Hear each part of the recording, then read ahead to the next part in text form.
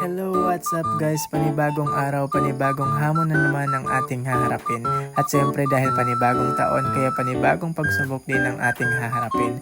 Kaya tuloy lang tayo sa buhay. By the way guys, for today's video, samahan niyo ako ipakita sa inyo ang aming mini resto. Walang iba kundi ang Mango Boss. Located lang yan dito sa Umangay, Paticol, Sulu. Siyempre, bago natin ipagpatuloy ang ating vlog, magbabarbecue muna tayo.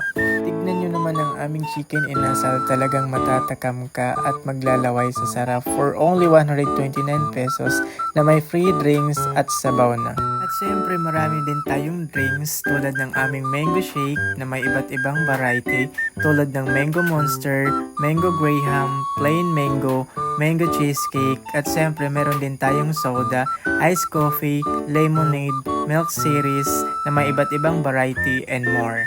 At meron din tayong snacks na maraming pagpipilian. And yes, siyempre meron din tayong mga pagkain na mas pinabongga at mas pinasarap na parang ako. Char!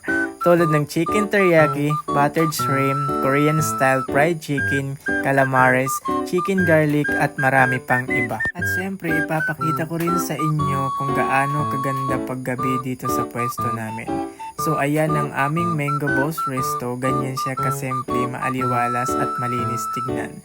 Anyway guys, perfect din for sunset view dito sa pwesto namin pag mga around 6. So ayan ang aming mini resto, talagang malinis at maaliwalas tignan lalo na paggabi. So yun lang, bye!